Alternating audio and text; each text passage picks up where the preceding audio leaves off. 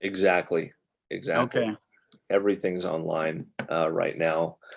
So we were in a community building, and that's, I mean, it is what it is. I mean, having limited availability in services is just the way it is. So Yeah. we kind of found ourselves without a meeting space. And so we kind of sat down, and we've got some people transitioning, right now, out moving and some stuff like that. And so it was kind of like, just from a capacity standpoint, looking for a new facility. I mean, Southern California, Orange County, it's just, the cost is insane.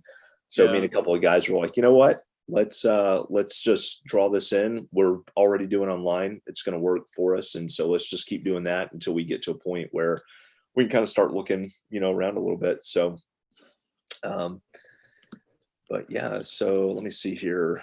I'm going to pull up and see who's jumping on with this real quick. Oh, I almost went to fascist.com.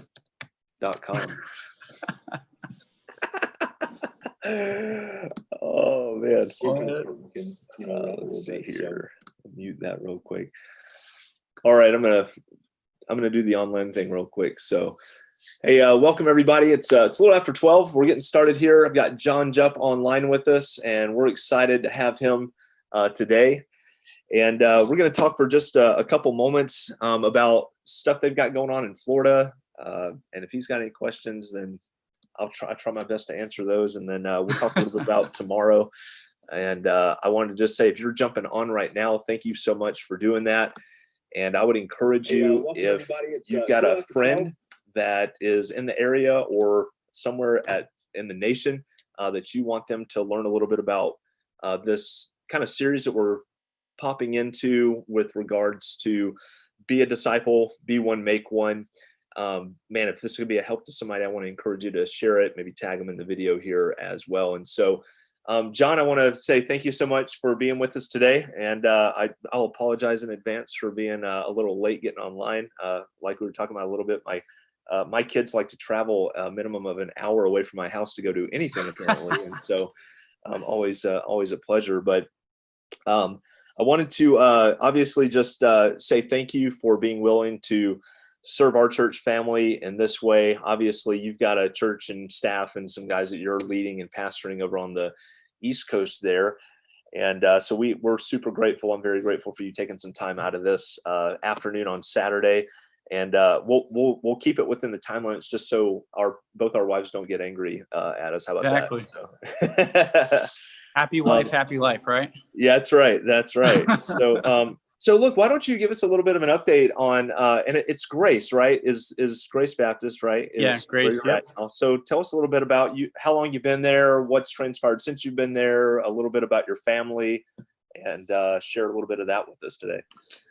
Yeah, so we've been here over 2 years now, and very excited about what God's been doing. They had a good pastor here before, and we were privileged to be able to walk into a church that was in many ways just ready to take those next steps, and really the Lord's been doing that. We've continued to see God grow the church and allow us to see people come to know Christ, and really just exciting all the different ways and aspects that God has really just solidified our church together. Sometimes you come in as a new leader and you're kind of worried if they're going to want to follow you or how that's all going to play out.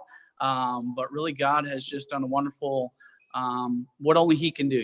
He unifies the body, and he has done that here. And so I'm so thankful for just the family atmosphere that we have in our church. It truly is, unique and very thankful for that. And I think one of the things that I love hearing the most about our church when people visit is just the friendly atmosphere and just loving on people and encouraging people. So I have four sons, and number 5 is on the way. My wife, Ashley, is expecting in September, and we're excited about that. And so we're kind of in the middle of all of that right now. And I say middle, but we're coming to the end of it. So it's been exciting, and really just enjoying life.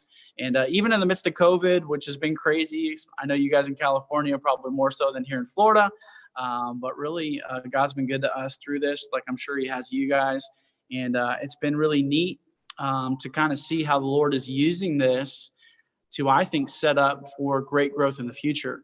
And so, Yeah. although we kind of have repositioned in some ways, I really think it's God's just setting up for that next step here. And so it's been exciting. Yeah, man, that's awesome. So you talk about God kind of, again, doing what only he does, galvanizing the church together. I sense a lot of that too, like even in our church where, you're depending on what state you're in, right? You're going to be kind of finding yourself doing some of the same things you've been able to do, which is great.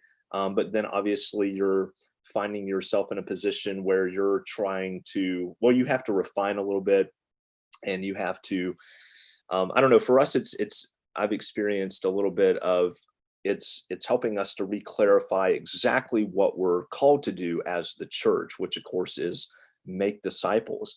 Right. And so I'm kind of curious, what have been some things during this time, like during the pandemic, that, and maybe it's accomplished both. Maybe it's been a refinement on mission, but then also you've seen that bring people together within the church family, and kind of be used to bring some of that unified spirit that you were talking about a little bit. Yeah. So I think, I think one of the things that's been neat is, the world wants us to be contentious with each other right now, and to be divided on. There's many things that we could be divided on, right? I mean, we could be divided on politics, on mask, on, goggles now, right? We could be divided on all types of things, and yet that's not what we find in the body of Christ because of Jesus Christ. And so really for me as a pastor, it's been neat to see, although there are differing opinions and differing views on things, that the most important thing has maintained, that the gospel must be presented. And so I think one of the things that's been neat to me is even our church just being on mission, some of the things that we've done, reaching out to our community, giving away, pizza, doing food drives, and different things that were really in the heart of, the pandemic, as it were. And really just trying to continue to do those things and be innovative. I think sometimes it's easy to get kind of caught up in, we can only do church within four walls, and yet the church is not a building; it's a people. And so it's been kind of neat to see the innovation. And I think, as I know your church knows, necessity motivates innovation. A lot of times we wouldn't think about these other opportunities unless we were forced to think about these opportunities. And so I think God has done that to the church, not just here at Grace, but across the country and around the world, to create really an opportunity for us to step back. I'll say this, as a pastor, it really made me rethink some of the things that we were doing, that we were putting so much energy into, that I don't really think were on mission. Yes. They weren't bad things. I think that's the nature of the church. We do a lot of good things, but then you have to step back and say, is this on mission? And I think for me as a leader here that God has placed, I just really wanted to step back and say, okay, are we using all of the resources that God has given us to really fulfill the Great Commission to the best of our ability, or are we kind of misusing some of these energies and spaces? And so it's been very introspective for me as a leader. I'm sure it has been for you as well. But at the same time, very stretching, very growing. It really has forced me to even just say, okay, God, I need to go to the next level. And then because of that, God enables the leaders that he's placed me over, I believe, eventually to go to that next level too. So one of the things that I'll say recently that we did is we created a leadership pipeline at our church. That was something new for us. So once a month, we actually do a leadership lesson. One of our staff members, Brother Caleb, is a certified Maxwell trainer. And so he last Sunday brought several of our leaders through one of the first lessons on intentional growth. And then we talked about, what does that look like in our church, as far as what does that look like? How do we apply those principles that might be for a business scale, but on a church level? And so our heart is, and which is the heart of discipleship, is not to get caught up in how much we're growing, but that we're growing, right? Oh man, I love that. Yeah, and just being intentional. I think so many times, and I think we'll see which I hope everybody can join tomorrow, you see the numbers of intentionality. And what we're going to see tomorrow in the message is, man, if we just do what we're called to do, exponential growth will take care of itself. Yes. And Yes. so it's exciting to me as a leader to say, okay, I'm going to do what I have to do, what I'm called to do, what I want to do right now, and God will take care of, 5 years from now, 10 years from now, and all of those things. And so I think that's really been helpful for me. Yeah, I love it. And I don't want to give anything away about tomorrow's message. I'm pumped for the people that are going to watch tomorrow, because exactly what you just said, if we will just, I love that question. I obviously, I'm sure, like me, you like to read a lot of Maxwell's stuff. He's got, it's certainly relevant to business. And the church certainly is not a business, but if you're Right. organizing people, if you're leveraging resources towards a goal and a mission, in any capacity, his stuff obviously is a benefit. And I love that thought process of, it's not how much are we growing, because I'm sure you've been in leadership positions, even in ministry, where if that was the source of motivation, there was no motivation. Zero. And that's why that mindset is so critical, to ask not how much are we growing, though it's not irrelevant, but are we growing? Because, you're a pastor, that there are signs of growth in people and in a church that you really couldn't point at on a Sunday and say, Right. Look at this measured, arc. There are pieces of people's personal development and fruit bearing that is also a sign of growth. And that's what I love about what you're talking about tomorrow, just with discipleship.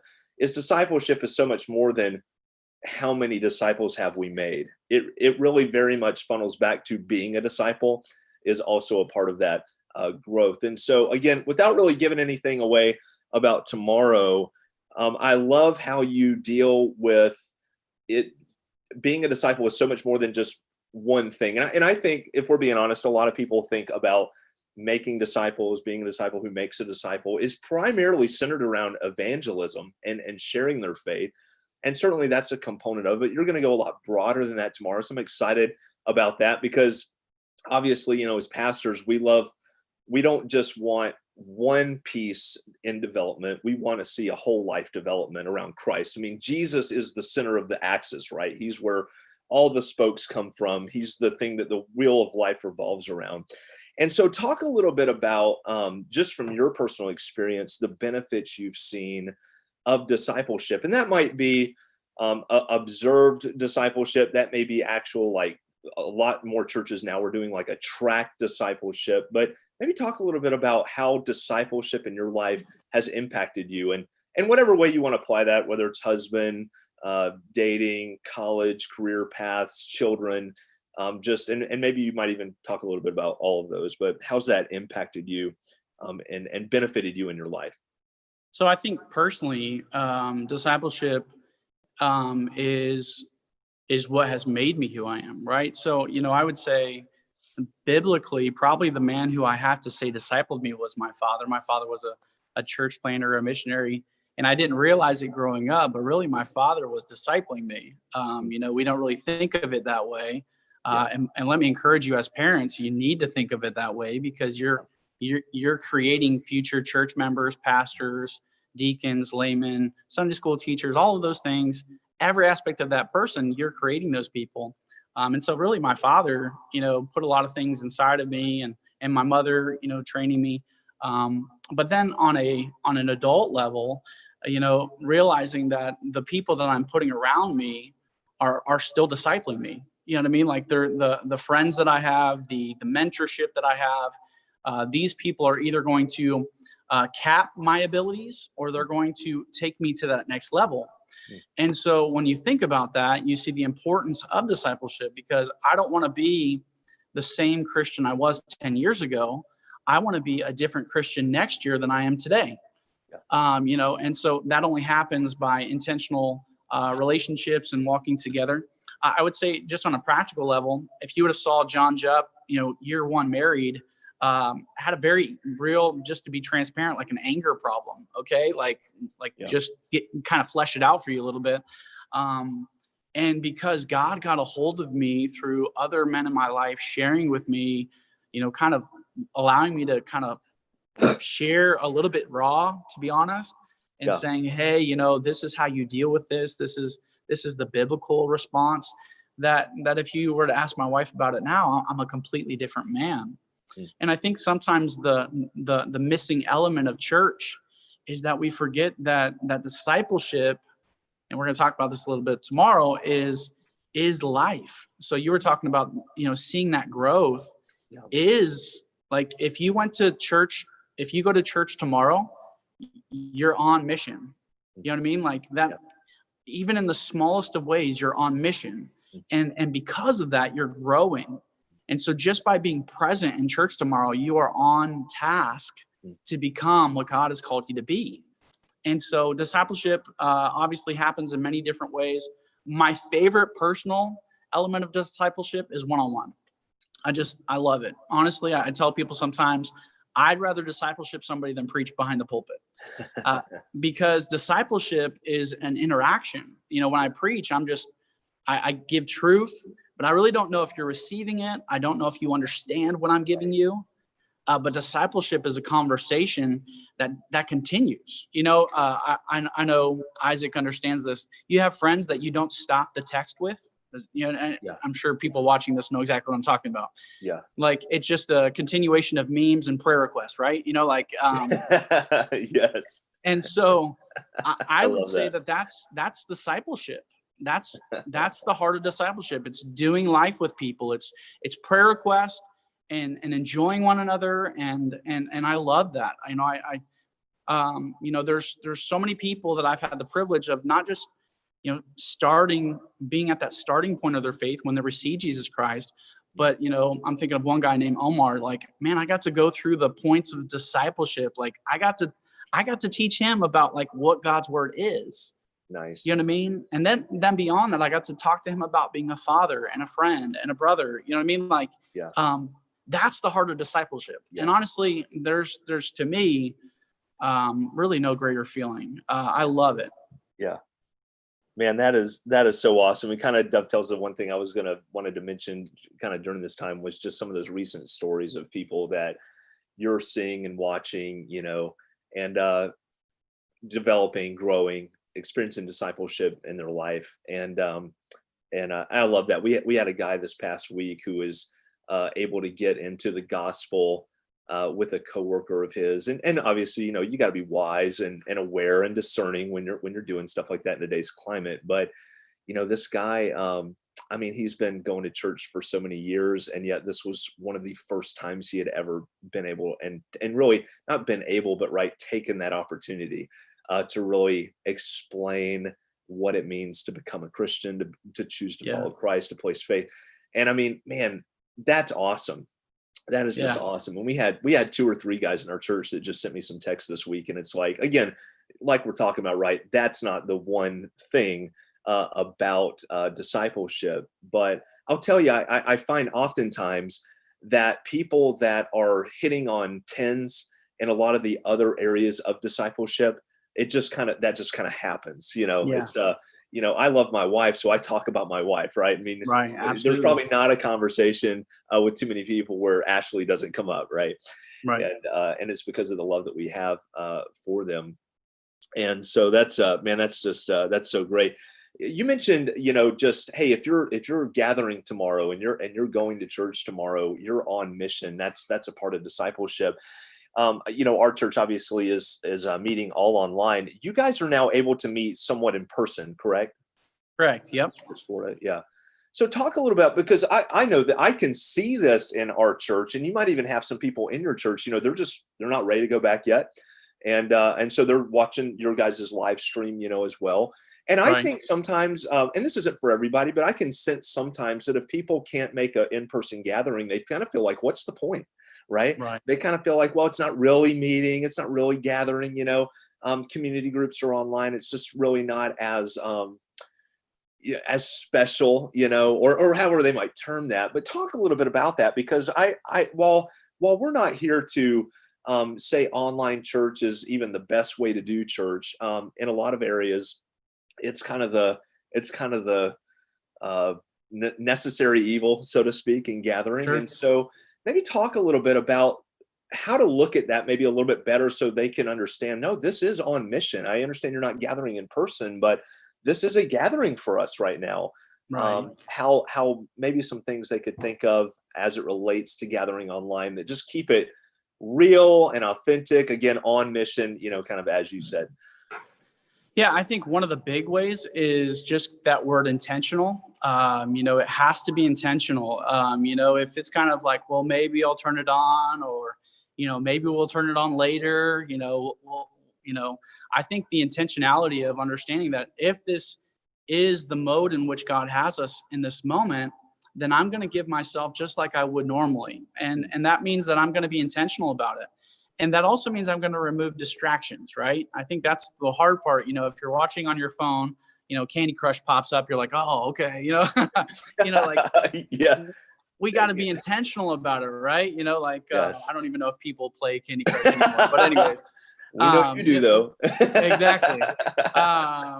So the intentional, just making sure that you're removing distractions and being even intentional, man, parents especially be intentional right now. That's so important that kids don't miss the pattern here. And the pattern is still not that, I think this is kind of the disconnect for us, right? Church has never been about the people. It's been about God. Yeah, that's good. And I understand, yes, it's about fellowship, and obviously I love fellowship and all of those things, but really we're coming together to put our focus on Him. Right. And I think if we're not careful, we equate the inability to gather together physically with our inability to worship spiritually. Yes. But the Lord says they that worship Him must worship Him in spirit and in truth, and that is still possible. Yeah. And it's still needful. Yeah. I'm the person, and I think a lot of people that might watch this would say, when I miss church, whether it's a Wednesday, a Sunday, whatever it is, I feel it. Yeah. I feel it in my heart. I feel it in my head. I feel different. The way I respond to people is different. Man, we need it. We are created with the need to spend that time purposefully, intentionally, and remove the distractions and just have us and God time. Yeah. Man, I encourage people, if you're meeting online, man, sing just like you would. You know what I mean? If there's time to sing, or if there's time to pray, bow your head. You know what I mean? Be intentional about it. If you need to, get yourself ready for it. Okay. So how do you get ready for it? Pray. Okay. Start by praying. And honestly, that should be our practice every time before we come to church. You pray. Yeah. Because that creates an expectancy. Number two, worship. You know what I mean? I don't know about you, but I get kind of like a Jesus freak on Sunday mornings, and I turn the worship up, and you probably don't want to see like that. You know what I mean? I'm just like, man, God's gonna do something. Man, do that. Be intentional. And what I find is that when I'm in that spirit, it's not a task anymore for me for me to watch online. Now it's like, man, I'm looking forward to this. And I know it's very easy to fall into that mode of like, well, I'm home, therefore I'll watch it later. And I would just encourage you, if you watch it later, there is something different about that. Sure. Be intentional, set that time, and really just get into it. And then ask yourself when it's done, what did I get from it? Yeah. That big question at the end, what is it that God had me, and whether that's something that maybe you said before the message, or somebody else said, or maybe even something that God was doing in your heart. But what has God spoken to me today? I mean, every time we leave the church, whether that's gathering online or gathering in person, we should be asking, what did God do in me and through me and for me today? And just be intentional about it. But I think intentionality is that buzzword, right? We got to be intentional.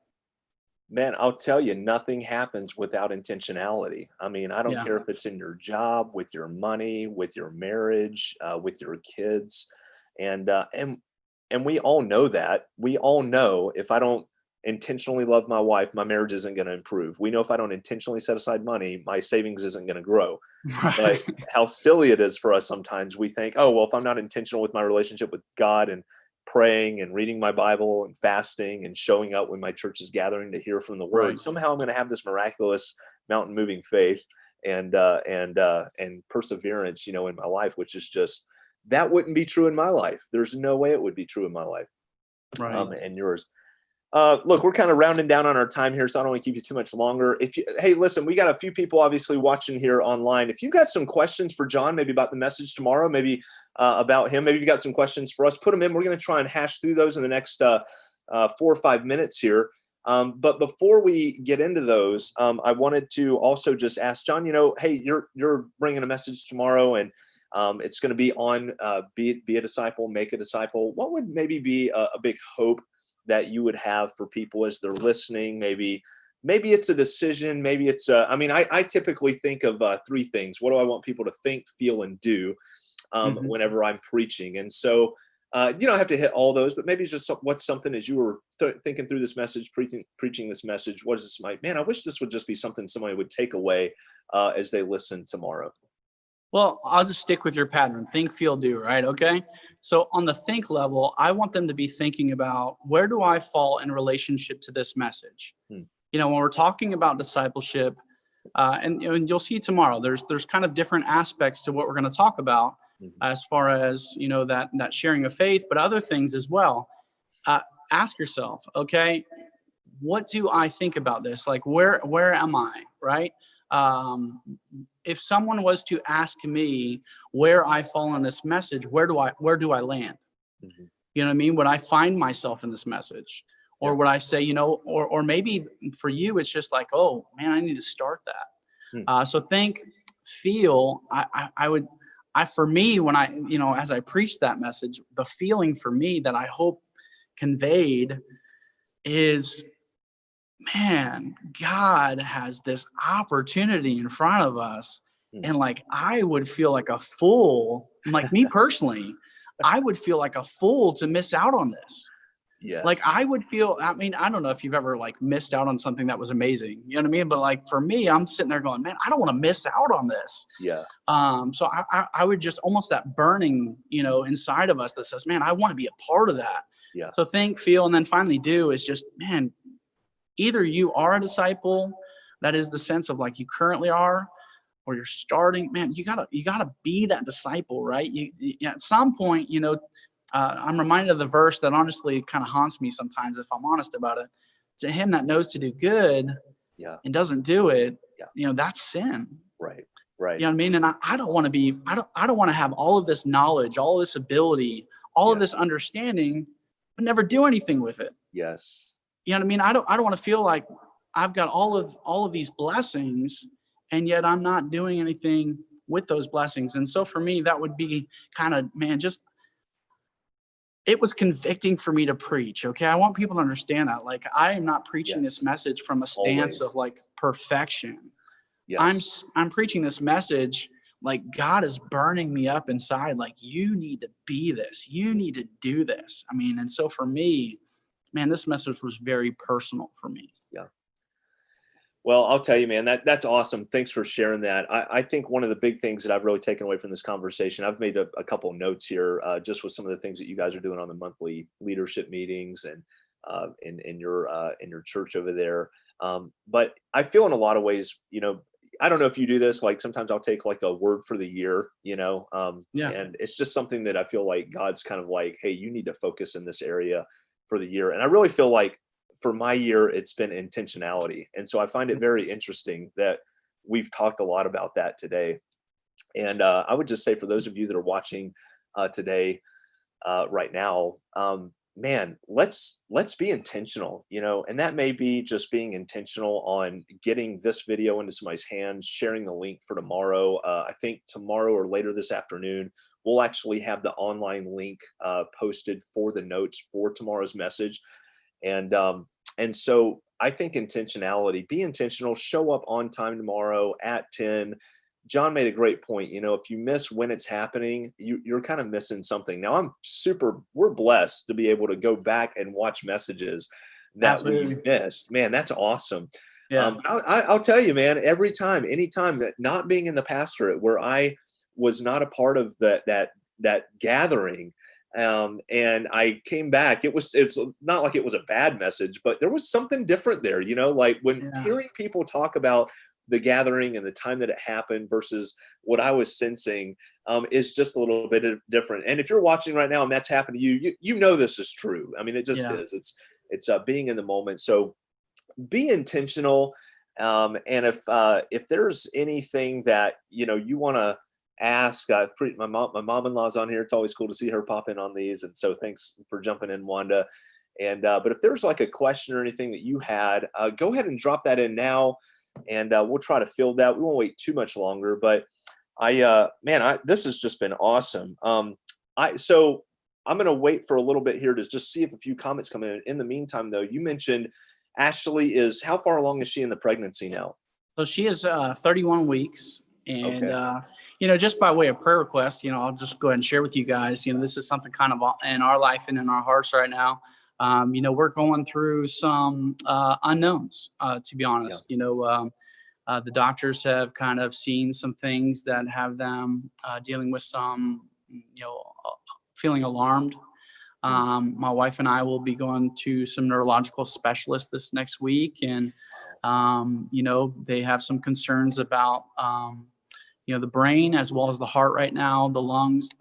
This last time that we went in, they saw some fluid on the lungs as well as some fluid on the brain that they're very concerned about. And so, obviously we covet your prayers. You know what I mean? We really do. And I think the blessing for me, and I'm not saying that I don't feel the weight of that. I definitely feel the weight of everything I just said.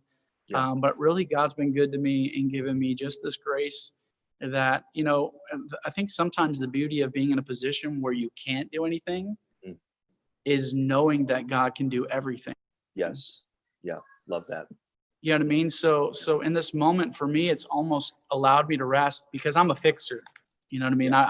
I want to fix it. I want to, do things and make it right. But God has really just settled my heart. And I'm sure, I know this, it's easier for me. I'm not carrying a child, my wife is. And so there's a different emotion there, but man, we covet your prayers with that. And we know either way, he's God's, his name's Aaron. And we believe that God's going to take care of him. So we cover your prayers with that. Yeah, absolutely. We definitely will. And I appreciate you sharing that with us. I'm going to pray for you before we let off today. But I did want to just with that, guys, you're watching, sharing this video tomorrow at 10 a.m. Pastor Jupp's going to be sharing a message on being a disciple, making disciples. And this is coming from a guy. Pastors aren't exempt from discipleship, in case you were wondering. Right. Following Jesus, trusting him, allowing his work to happen, pursuing him above everything else is something that he calls all of his children to do. And so I just want to encourage you, come hear the message tomorrow. It's going to challenge you. I think it's going to encourage you and bless you. But I think most importantly is you're going to be hearing from a pastor who's walking through some things in which, as he said, he's in a position where he can't do anything and God's got to do what he can do, which is everything. And so Absolutely. I want to encourage you, as most of my friends, in fact, I would say all of my friends who are pastors, when they're preaching messages, they would probably all say this: the preparation for that message was their entire life, because they're bringing the full brunt of everything they've experienced and gone through and understand to this point about God into that message. And certainly you're going to hear John say some things. And I'm so glad we've been able to have this conversation, because this is going to give such a great context for people to listen to what you're saying that otherwise might not have really understood. He's talking about this stuff, but he's also walking through some of this stuff. So I appreciate you being just vulnerable in that sense, and just real with us on that. We're going to pray for you. So guys, I want to say thanks so much for jumping on.